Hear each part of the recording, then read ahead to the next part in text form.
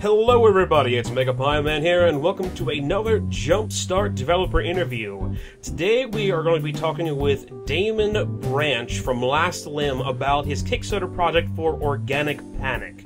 So Damon, why don't you tell us a little bit about who you are and what it is you do at Last Limb? Hi everyone, I'm Damon Branch, and I founded the company and pretty much programmed it and designed most of it, and I also ended up building most of the levels, which was never the plan.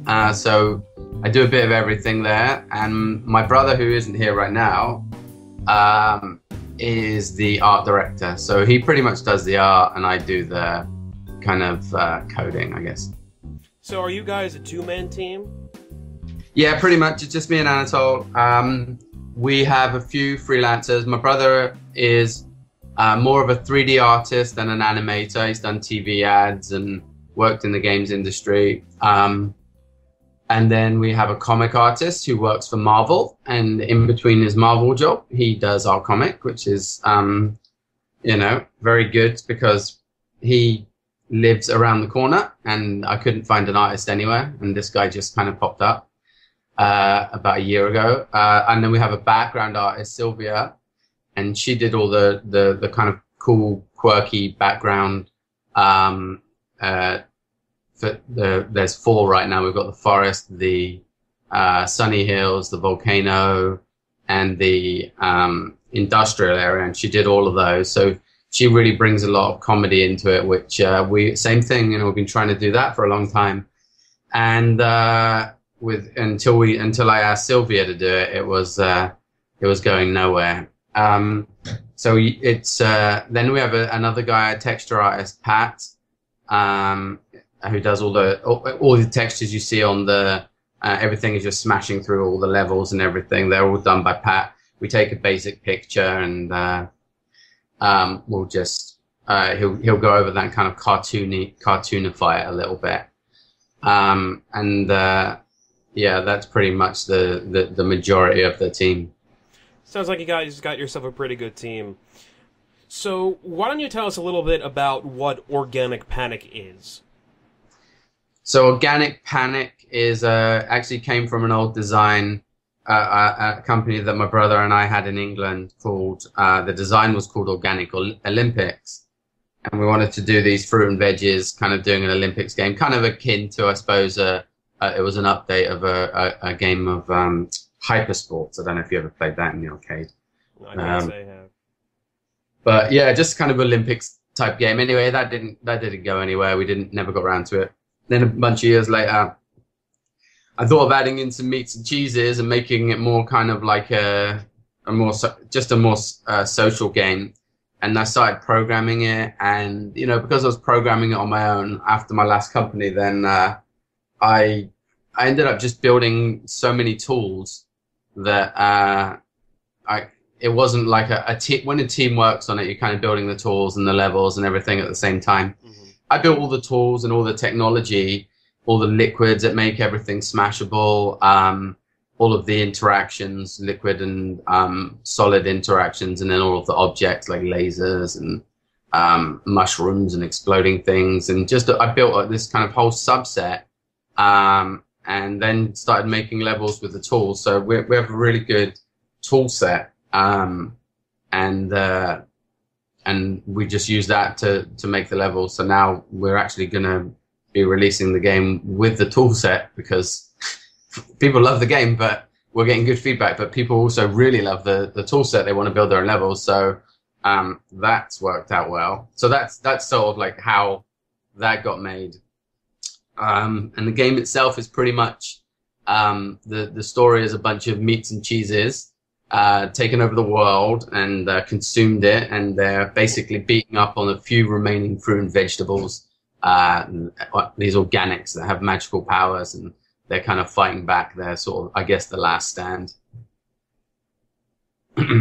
So your Kickstarter page has said that Organic Panic is like a combination of the Worm series by Team 17 and Media Molecule's Little Big Planet. Now, you've talked about how there is a level editor and that kind of thing, so that's where I can guess you get the Little Big Planet inspiration. from. But how is the game like both of those examples that you've compared it to, and how is it different from both of those? Yeah, that's a good question.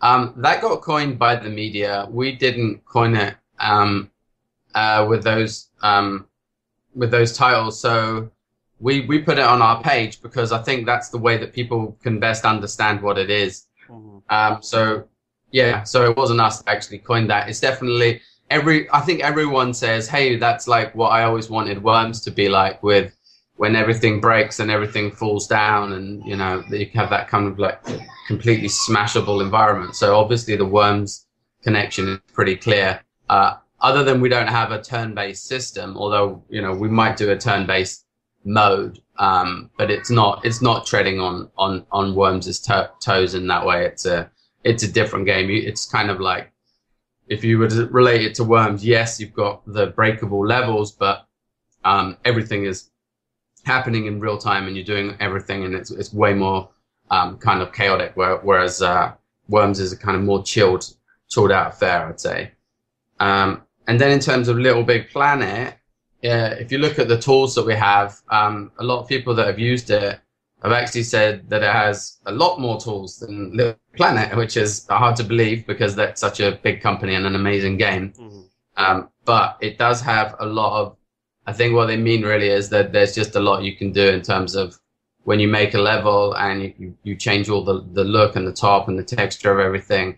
Then you can break it, and then you can put liquids in, which obviously you can't do in Little Big Planet. There's no support for liquids and smashable everything. So that's where it differs from Little Big Planet. Although I'm a huge fan of both Little Big Planet and Worms, and I'm certainly not saying that the game is better than those in any of the fields. Like Little Big Planet has just an incredible, awesome look and very cool.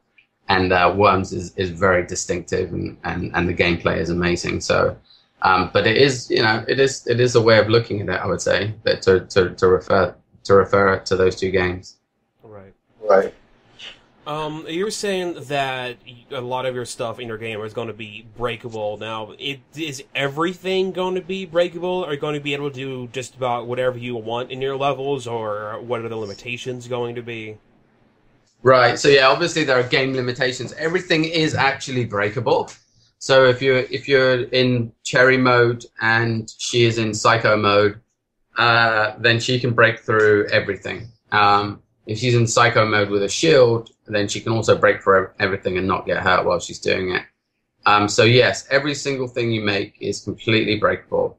However, depending on, that obviously doesn't make a great game. You can just smash through everything. So the gameplay balance is by, you can break stuff. There are saws that can break things. There are bombs that can break things. People firing rockets can break things. Cherry can break things. But she can only break things if she's firing in a magical mode. She can only break things that she fires what she's standing on. So if she's standing on metal and she fires against a tree, she'll break that tree because the metal is more dense than the tree. However, if she's standing on a tree and she's firing at metal or diamond, then it won't break through, because what she does is she creates a blast from whatever she's standing on. So the tactical element with her is you know, trying to get onto the right surface. Maybe you have to move some object, bring it over to an area, and then blast while you're standing on top of that. So yes, everything's breakable, but also it's within limitations. It definitely seems like an interesting puzzle element thrown in the game, having that sort of ability. But you mentioned Cherry. Cherry is one of the playable characters in the game. How many playable characters are there? What are they? What do they do? And do you play them for specific levels, or can you switch between them at any time? How does that work? Right. So you start off going through just really training levels with each of them. And then you can swap between them the different modes I'll go into in a sec. So basically the characters they have elemental powers, and Cherry controls the earth, so she can blast through the earth, and when she's in rage mode, she can just kind of she does a combine harvester and just plows through the whole earth herself instead of blasting. Kiwi is a little Aussie character, and he's connected to the water, so he can create water. Many people have a laugh at that because when he fires his water, he looks like he's having a pee. But he has a pretty cool thing where he can turn into water.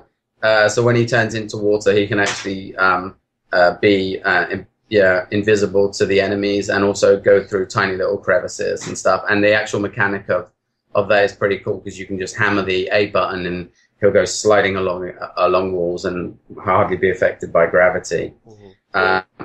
Then Coconut is the kind of emo, slow guy of the group. He controls gravity, so he's able to create a little beam and move a lot of the physics objects around and a lot of the characters, so he can sort of help throw everything else around. And then when he has his special, he can actually fly. So that gives an extra kind of good mix to the balance. And then finally, there's Carrot, and he's your standard kind of action guy, really, because he blasts fire, and you can soup him up to blast like 4 times as much fire, or maybe like 6 times as much fire. And then the fire has all the physics interactions as well. So if you fire onto something, that thing will heat up, and that heating up is going to do damage. If you fire onto hay, that hay is going to burn along and do a ton of damage on that area. If you fire onto the liquid oil, then the oil will burn, and the oil will burn for a lot until it all evaporates. And also, if you fire at wood, the wood will burn and set fire and spread and break. And also, if you fire on ice, the ice will turn into water. So they're the basic characters and the basic abilities. And then in terms of like what you said at the beginning, there's different game modes with each of them. You have a run through with each of them, and then there's a game called Morphe where you swap between them, kind of do a little press the Y button and you do a little Wonder Woman, and you're suddenly a different character. So that has a lot of levels built around that gameplay. And then we have another one called Swapsy where you have all of the characters, 2 to 4 characters on the screen at one time, and that's much more puzzly. You have to sort of work out you controlling all of them, so you swap between them. You got to keep them all safe as you go through a puzzle. Then there's like timed modes. We have a co-op modes which we're building. We actually have about 15 levels already, and they are really good fun. There are, I think there's one of them. Oh yeah, then we have a couple of boss levels as well, finales and stuff where gravity changes and we do some funky stuff, but I'll keep that as a surprise.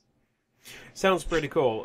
One thing that I did want to ask about, you mentioned on it a little bit there, saying that you were working on a co-op feature, is about if the game is more focused on single player or more on like a co-op sort of thing or a multiplayer. And you said that you are working on a co-op thing as of right now. Do you have that? Is that going to be just working together to try to get through a level? Are you thinking of throwing in some player versus player game modes in that a little bit? Yeah, good question. Exactly, the co-op is working together. We have about 15 levels right now where we're working together. 2 of our friends, Kevin and Anne, are coming around tonight to do a game test, and we're gonna film that. So I'll post that up if you want to see more directly what that's about. We're gonna film some of that stuff because we realize it's so much fun. We want to make sure people know about that. Co-op it just worked really supernaturally. Versus is in the design shop at the moment because we're having a lot of fun actually killing each other instead of helping each other, and it's sort of more fun somehow. So we have a few versus modes that we really want to put into the first game, if we can, and then we have definitely one where you're just basically staying alive, and another one where you're basically just collecting stuff and you're just smashing through the world and just like a complete kind of destruction level. So there's a couple of little concepts flying around, but yeah, it is over 100 levels on the single player with a story that we're getting good feedback on. People really like the story, and that makes a big difference because otherwise it can seem a bit sort of contrived. you get into it, it does absorb you. So that is all pretty much there. We've just got to finish off the artwork, which is why the Kickstarter is running mainly, is to get some funds to finish off the backgrounds, the comic, and finish off the editor and get that tested. But yeah, there's the single player co-op and versus in the making. Yeah.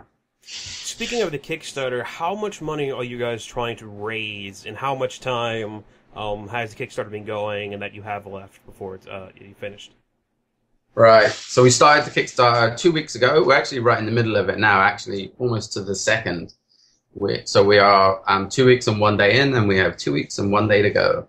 And that's been a crazy experience. We don't have any marketing experience. We had about 30 people that liked our page that weren't our friends. I mean, our friends liked it, of course. But no one, there were a couple little articles around, but no one knew about it. So it was like a punch in the nuts and a punch in the face to try and do this. And it went kind of it went a lot slower than we were expecting, and we didn't have any press articles. So we had a few problems as well. One of our press guys got water in his Apple. I had to send that in. The guy that was supposed to be helping us. We had another guy who had to go to San Francisco. He was living here in New York on a job, so he hasn't been able to do anything. And we just got a few days ago, we got a friend, Anne, who's helping us full time now. So we are starting to get some articles, which is good. Eurogame, Game Politics, some of the big sites are starting to pick it up now. But we are, halfway there. And in terms of I think we're just a bit under 15,000, and we're going for 40,000. So we're a little behind target, but it's not one of those projects that's off the charts down the bottom. It's not one of the ones that's off the charts at the top. It's one of those ones that is going to give us a lot of stress and gray hairs to try and hit it. Mm-hmm. I can definitely understand how it's difficult. I hear this from a couple different people that I'm interviewing, people who it's like their first game that they're trying to go through Kickstarter, that it can be a little bit overbearing to try to figure out how to really get your game out there and get your name heard. Is Organic Panic Last Limb's first game? I know you've mentioned that you and your brother have worked on games previously, but is this the first title that you're working on as Last Limb? Yes, it is. It is. We worked on... The reason we did this is because the indie scene has sort of come alive again. So it was alive, maybe 15 years ago or something. You could do a small project. Got to a point where you couldn't really, not successfully, because there weren't enough platforms to come out on and so on. So we started doing this about 5 years ago. I'm a stay-at-home dad, so a lot of the time I'm not able to work because I'm looking after my kids. So it's been a part-time project for 5 years, and we're hoping to turn it into a full-time project as we come toward finishing it. But we've just built everything that we're going to do at the company is just going to be built around this technology and just keep making the technology better and better. But yeah, we're not doing tons of different games. We did that at our old studios, churn out a game every 9 months or a year, and with licenses and so on. And not to say that they were bad, because they weren't. They were good in their own right, but they're just not as unique as really we wanted to our things to be, and as fun, really at the end of the day. So we've just been working on this it's our mission, Right. I can definitely understand that. Sometimes when you work with licensed material or with publishers and that sort of thing, you have to keep going and make sure you have a product done by the end of a certain time. You don't really get a chance to branch out and make the unique project that you want to make. And since you've been working on Organic Panic over the past 5 years, it definitely seems that you've been able to shape this game into something that's both really creative and really what you want to go for. But I do have to ask, you touched on this a little bit earlier, but why food? Why food? Why food? We just basically had the idea of the Organic Olympics, and it just went from there. We just kind of when we didn't do. There's no like political thing going on. There's not like, oh, we're all vegetarians and we want the fruits and veggies against the meat and cheeses to be doing that. It's very just tongue in cheek. We want it to be just a broad game that's easily accessible. People can play. It's not supposed to be like uber cult edgy type art and stuff. It's just something that is fun and quirky, and there's no like political message behind it. I mean, that's what we're getting. People are like, hey, this game can be a bit like, what are these guys trying to preach? Saying that the organics are doing this. It's coming across to some people as like, oh god, this is like some quick sellout to make a buck off of organic food or something. But our intentions have always been just we love the characters, and there's no messaging there at all, and there's no like marketing tie-ins and stuff. It's just we're just having a lot of good fun taking food items and turning them into these characters and stuff. I can definitely see where people get that idea from, but sometimes there's a lot of people, they like to look more into things than they really need to. So I can understand where people see that, but I can definitely understand where you guys are like, you made these characters, you really like the characters, so you want to continue to flesh out the world that they're in. So I do want to go back and talk about the level editor, because that seems to be one of the biggest parts of Organic Pack. We talked about it a little bit earlier, and you mentioned that all of the levels that are going to be in the single-player campaign are made in the same level editor that you're letting anybody who buys the game use, similar to how Little Big Planet is, and a little bit to how Super Meat Boy even is. How in-depth is the level editor, and how easy would you say it is to use? Is it something that somebody who's never used a level editor could pick up off the fly? Is it something that someone will have to go in through a bunch of in-depth tutorials to try to learn? We think it's pretty easy, but really it's just me and my brother that have been building the levels. But if you see us doing it, for example, we did at the New York's game meetup last night, we did just a presentation, and I built a level in 5 minutes, and you'd run along, there's cogs and ropes and attachments, and you blast through it, and there's water you use to smash everyone, and you get to the end. So when you know what you're doing, you can actually build levels, good looking levels pretty quickly. How usable is it? We think it's pretty easy to use, but I mean, it's just icons on the screen. There's no like text anywhere. You just basically drawing stuff and using the joystick to do it, or we're going to convert it so you can do it on the PC and the mouse as well. But that being said, we have to go through the process of working with all our beta testers who are pretty excited about it, and to be doing that and basically making sure that it is really usable, because we haven't been through that process yet. Although the whole idea is that it is very usable. And then as far as how in depth is it, it's as in depth as this. You can build any shape, any primitive. There's a spline tool, so you can quickly build spline tools. You can cut out. There's a cutout tool. There's a merge tool. There's a weld tool, so you can weld every shape to each other. You can copy, weld, build shapes really quickly. You can make copies of entire levels. You can make copies of subsets of objects. You can even invert those copies, do a copy sideways or invert it upside down.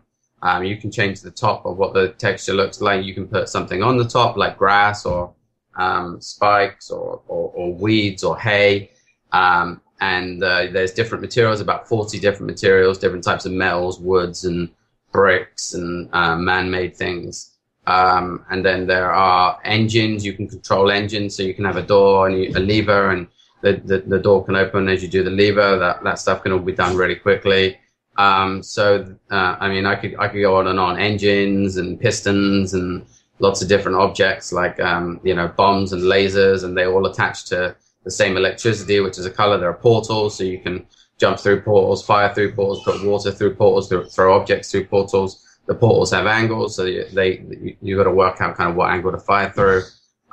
So there are tons and tons of, I would say, very in-depth editor tools, and if there are things that we find are missing, that really will help the gameplay, then we're just going to add them. Definitely the key things before the first release comes out. But the tool set is, we've been told, by people that have used, because I've only played Little Big Planet multiplayer with my friends. I haven't actually used and built the levels with it. I mean, I've seen the videos, but apparently there's a lot more in our tool set than that. But I don't. So, I would guess that it's pretty concise. If you can look at some of the videos that we have and you get a really good idea, or make your own mind up of like how in depth those tools are. I definitely can't wait to see what people have come up with that sort of thing, because even with something as basic as like Halo 3's Forge mode, people were able to make some pretty in-depth and really cool-looking stuff. So allowing them to have all these different options and things that they can do so that they can do pretty much whatever they want, it's definitely, I feel, going to lead to some very interesting levels, and I'm looking forward to see what people come up with. So... what is it that got you into gaming? What is it that got you to decide, I don't just want to play games, I want to make them? Right. Well, I think I was about 12 years old, and there was something in the paper for a ZX81, an old machine in England, and an old computer, I rang up and I said, hey, I want to buy your ZX81. I said, okay. I said, where do you live? He said, I live at 17 Cleveland Street. And I said, oh, okay, that's great, because I live at 18 Cleveland Street. You're my neighbor. So I went over and I got that, and then played Ant Attack, 3D Defender, Catacombs, all the games that I loved at that point. And then I got a ZX Spectrum, I would say about a year later or 6 months later. And then Tron came out, and when I was probably 13, and I made a game based on Tron's light cycles, but I actually programmed it in BASIC, and instead of it having I built in shields, so you could collect shields, you could collect money, you would collect jumps, and we would play it on the keyboard with 2 people on the keyboard like that. Actually, we'd play 3 people on the keyboard as well, and we played it all the time. It was really good fun. So that was my first big hit with my friends, and then from then on, made a bunch of little games in my spare time, went to university, worked in the industry. So I'm not one of those guys that was ever wondered what I'm going to do. I just got like completely sucked into it from as soon as I was, conscious.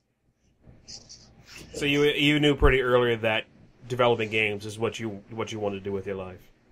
Yeah, it is. I mean, even when I went to university, I was thinking, actually, you know what, I might not go to university. I prefer to just start making some games and do that. But I thought, that it would be good to get some kind of education and stuff. So I actually took a year out, and then I traveled for a little bit, and then I decided, all right, I'll go to university. And that was a good thing, because I did get a much better sort of understanding of all the programming languages and everything like that. So it really was, it was useful. I've always been a bit like, oh, I just jump and dive straight into this project, but I was a bit patient with that, and it was the right thing to do. So yeah, then I went and worked in the games industry, a bunch of different companies in England, Kuju, IDOS, and set up my own company with my brother. We set up our own company back in 1998, ran that for about 4 years, had some hits with Thunderbirds and some licenses. Then I moved to New York, did a couple of, had a bit of a break from gaming, I would say, and then set up another company and did the whole thing again. But that was a similar thing, doing a lot of licenses. And in the end, I was, it's a lot of hard work to do that and do the licenses. And it really, it's good fun and it pays the bills. But it was just the times were changing in terms of indies, so we both said, hey, let's just try and do the game we've always wanted to do. Same old story.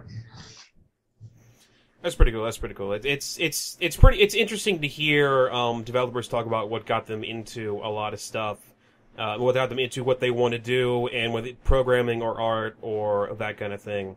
So you've been programming for a long time. I do want to know, though, is Organic Panic built off of its own engine, or is it based off of something that already existed? Something maybe that you built in the past, or something that you found on the internet that you're basing it off of, or did you make everything yourself? Yeah, nearly everything myself. I wrote it. It's written in C++ with on top of DirectX, and it's the shader language I use is called HLS, high level shader language. So it's all I guess must be 500,000 or 1,000,000 lines of code. And that's all that I've written. I do use, the DirectX libraries, and I use some open source physics libraries called ODE physics. That doesn't do any of the liquids or it's just a very basic physics engine, which was actually abandoned in 2007. So, and it has a lot of memory leaks. So I've had to go in and change a lot of the, go into a lot of that code and fix a lot of it in order to get this to work. So it's mostly,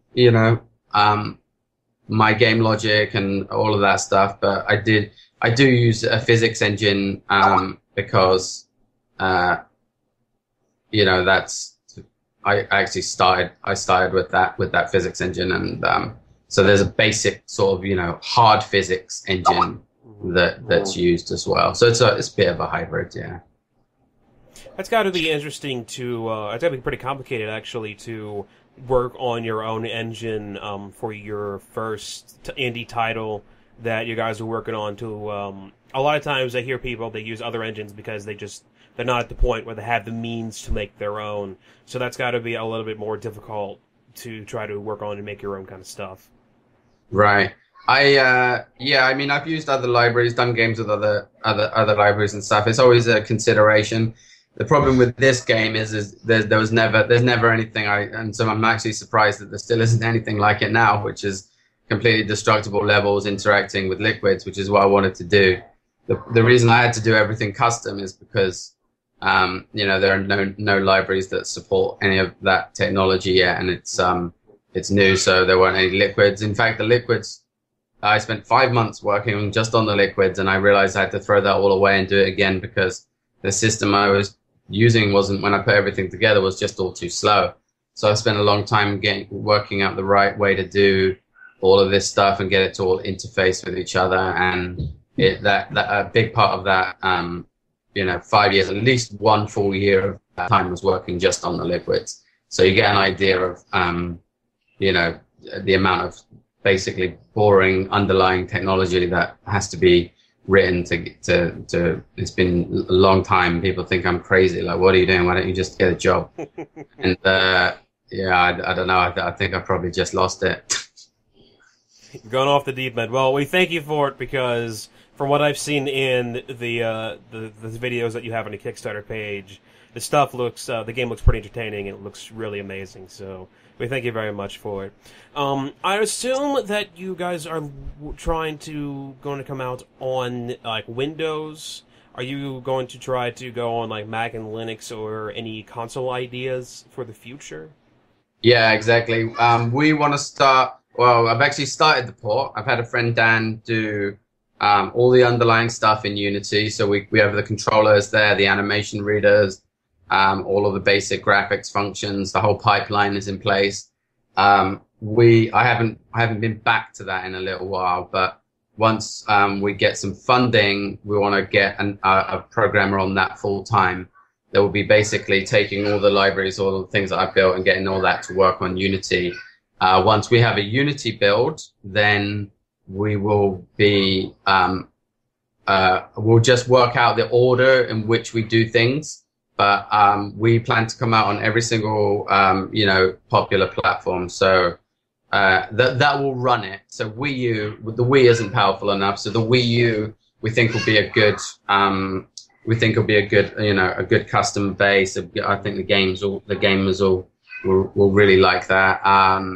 There's other things like we're talking with Ouya. We think that is powerful enough to run it. We're just going through with that, so it's probably going to be on Ouya, and then Steambox. And once we have the Unity build, you see, we can just it isn't that much work to get it to do the individual ports. It's really just got to work out some idiosyncrasies and stuff. But yeah, the reason we spent 5 years on it is and all this technology isn't to just come out on one platform. And we have been on offered some exclusive deals, which we've turned down because we do want this product to be on all the platforms. And also because of its nature, you're building levels. If you don't have a lot of people, so we're coming in a low price and giving them a ton of tools for a low price. I mean, Little Big Planet is a big box game, and that's at that price, I don't know, $40,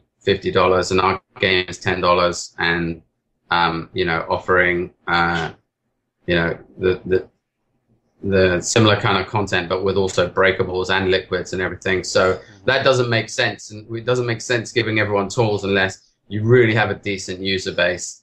And people are making levels, so there are new levels to play every day, and it is fun every day. That's the concept. So in order for that to work, we do need to be on as many platforms as we can.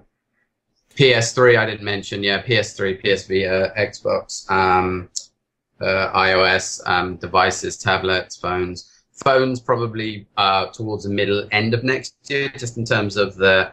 I mean, actually, I think most of the phones now are more as or more powerful than the old Xbox that I'm running on now, which is a 600 megahertz thing. You know, it's most phones are at least a gigahertz with a dual processor and so on.